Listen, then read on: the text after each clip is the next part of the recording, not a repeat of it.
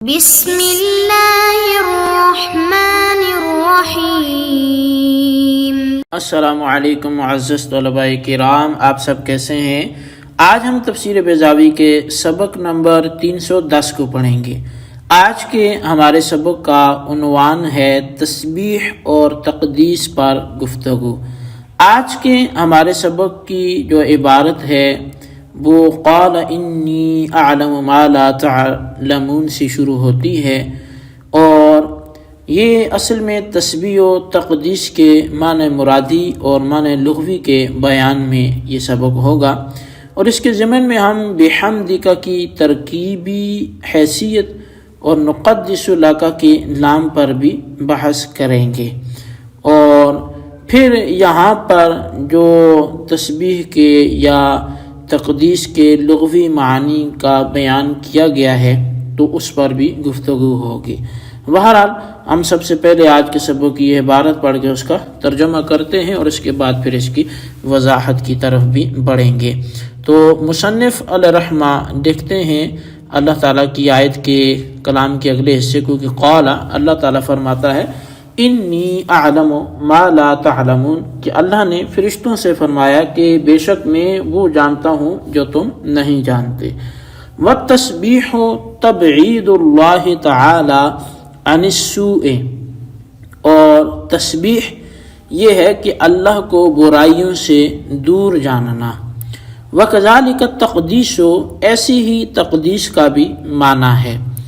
من سبح فی الارض والماء وقدس فی الارض، اور یہ سبح فی الارض والماء سے ماخوذ، اسی طرح قدس فی الارض سے اذا ذهب فیہا وابعد، یہ اس وقت بولا جاتا ہے جب بندہ زمین میں پانی میں چلا جائے اور دور ہو جائے۔ ویقال قدس اذا طہر، اور قدس کہا جاتا ہے جب وہ پاک کر دے، لأن مطہر الشیء مبعد لہ عن الاقذار، اس لیے کہ جو کسی شے کو پاک کرنے والا ہوتا ہے وہ اس کو گندگیوں سے دور لے کے چلا جاتا ہے۔ وبحمدک فی موضع الحال، ای متلبسین بحمدک علی ما الہمتنا معرفتک ووفقتنا لتسبیحک، اور بحمدک یہ حال کے مقام پر واقع ہے، یعنی کہ ہم تیری حمد کا لبادہ اوڑے ہوئے ہیں اس بنیاد پر کہ ما الہمتنا معرفتک، جو تو نے ہمیں اپنی معرفت الہام کی، ووفقتنا لتسبیحک، اور تو نے جو اپنی تسبیح کی ہمیں توفیق بخشی۔ تدارکو بہ ما اوہم اسناد التسبیح الی انفسہم، ملائکہ نے اس وہم کا تدارک اس جملے سے کر دیا کہ جو تسبیح کا ان کی اپنی ذاتوں کی طرف نسبت کرنے کا وہم پیدا ہو رہا تھا۔ وَنُقَدِّسُ لَكَ، اور ہم تیری تقدیس پاکی بیان کرتے ہیں، یعنی نطہر نفوسنا عن الذنوب لأجلک، وَكَأَنَّهُمْ قَابَلُوا الْفَسَادَ الْمُفَسَّرَ بِالشِّرْكِ عِنْدَ قَوْمٍ بِالتَّسْبِيحِ۔ اچھا، نقدس لک کا معنی یہ ہے کہ ہم اپنے جانوں کو گناہوں سے تیری رضا کے لیے پاک رکھتے ہیں۔ تو ملائکہ نے وہ فساد کہ جس کو بعض قوموں نے شرک سے تعبیر کیا ہے، اس کا انہوں نے تقابل کیا تسبیح کے ساتھ۔ وَسَفْكِ الدِّمَاءِ الَّذِي هُوَ اعظم الافعال الذمیمۃ بتطہیر النفوس عن الاثام، اور وہ سفک اور ماء یعنی خون ریزی جو افعال قبیحہ میں سے سب سے بڑا گناہ ہے، اس کا مقابلہ تقدیس یعنی خود کو گناہوں سے پاک رکھنے سے کیا ہے۔ وقیل نقدسک واللام مزیدۃ، اور بعض نے کہا ہے کہ نقدس لک میں کے جو معنی ہیں وہ نقدس کا ہے، یعنی اے اللہ ہم تجھ کو مقدس اور پاک سمجھتے ہیں، اور لکا کا جو لام ہے یہ زائدہ ہے۔ جی طلبہ کرام، یہ تھی ہمارے آج کے سبق کی عبارت اور اس کا ترجمہ۔ اب آئیے اس کی ہم وضاحت کی طرف بڑھتے ہیں۔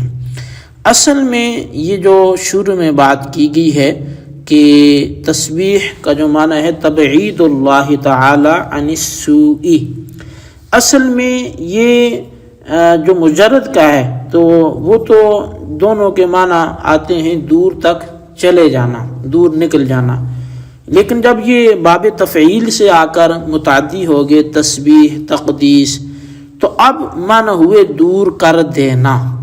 تو اب اللہ تعالیٰ سے برائی کو دور کر دینا، ہم کون ہیں دور کرنے والے؟ وہ تو ازل سے ہی برائی سے دور ہے، ہر عیب سے پاک ہے، ہر نقص سے پاک ہے۔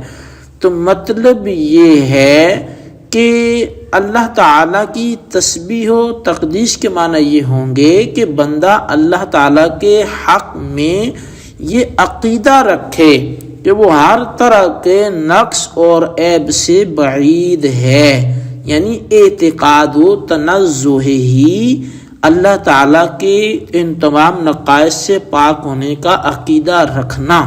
وَإِلَّا فَهُوَ تَعَالَى مُنَزَّهٌ فِي الْأَزْلِ، ورنہ اللہ تعالیٰ تو ازل سے ہی ان عیوب سے منزہ ہے۔ یہ جو بین سطور لکھا ہے میں اس سے آپ کو عرض کر رہا ہوں۔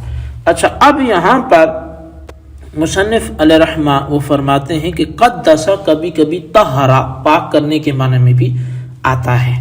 تو اب یہاں پر دو معنی ہوئے تقدیس کے، ایک بعید رکھنا یعنی پاک کرنا، اور حقیقت یہ ہے کہ تبعید اور تطہیر میں ایک طرح کا لزوم ہے، کیونکہ جب شے کو پاک کر دیا گیا تو گویا اس کو گندگیوں سے دور کر دیا گیا۔ یعنی اب لغوی معنی میں اور اصطلاحی معنی میں اگر آپ مناسبت دیکھیں تو مناسبت کس انداز سے ہوتی ہے کہ جب کسی کو پاک کر لیا جاتا ہے تو اس کو گویا کے برائیوں سے وہ دور کر لیا جاتا ہے۔ تو اسی لیے جو دور کرنے والے معنی کے اندر یہ استعمال ہونے لگا پاک کرنے والا معنی بھی۔ اچھا، آپ بحمدک کی ترکیبی نحوی یا حالت اعرابی سے بحث بحمدک فی موضع الحال سے کر رہے ہیں۔ اصل میں اس کا ذوالحال مسبح کے ضمیر فاعل ہے، اور اسی کو حال متداخلہ بھی بولتے ہیں کہ جو پیچھے جو حال ہوتا ہے اسی سے اگلا بھی دوسرا حال واقع ہو جائے۔ نحن نسبح متلبسین بحمدک، جس کی تقدیری عبارت ہوگی یعنی خدایا ہم تیری تسبیح کرتے ہیں اور ساتھ ہی ساتھ تیری اس توفیق کے تسبیح اور تیرے اس الہام معرفت پر ہم تیرا شکر بھی ادا کرتے ہیں۔ تو اب اصل میں یہاں پر ایک وہم پیدا ہو سکتا تھا، وہ یہ کہ شاید ملائکہ وہ عجب اور افتخار میں یعنی فخر کر رہے ہیں اور اپنی عبادت کو بہت بڑا سمجھ رہے ہیں، کیونکہ انہوں نے تسبیح کی جو نسبت ہے وہ اپنی طرف کی نا، کہ نحن نسبح بحمدک ونقدس لک۔ تو اب یہ وہم جو پیدا ہو رہا تھا، تو مصنف علیہ رحمہ فرماتے ہیں کہ یہ ان کا یہ وہم ختم ہو گیا۔ وہ وہم کیسے ختم ہو گیا کہ انہوں نے گویا یہ نسبت جو وہ حمد کی کر رہے ہیں، تقدیس کی کر رہے ہیں، تسبیح کی کر رہے ہیں، تو وہ بھی یہ کہہ رہے ہیں کہ مالک ہم کون ہوتے ہیں تیری تسبیح کرنے والے یا تیری پاکی بیان کرنے والے اگر تو ہمیں توفیق نہ دیتا یا تو ہمیں اپنی معرفت الہام نہ کرتا۔ تو لہٰذا یہ اگر ہم سے یہ کام ہو رہا ہے تو وہ صرف اس وجہ سے کہ تو نے ہمیں اپنی معرفت کا الہام کیا اور تو نے ہمیں اپنی تسبیح بیان کرنے کی توفیق بخشی۔ اور پھر وَنُقَدِّسُ لَكَ میں فرمایا کہ نُطَهِّرُ نُفُوسَنَا، کہ ہم تیری پاکی بیان کرتے ہیں۔ اس کا کیا مطلب ہے؟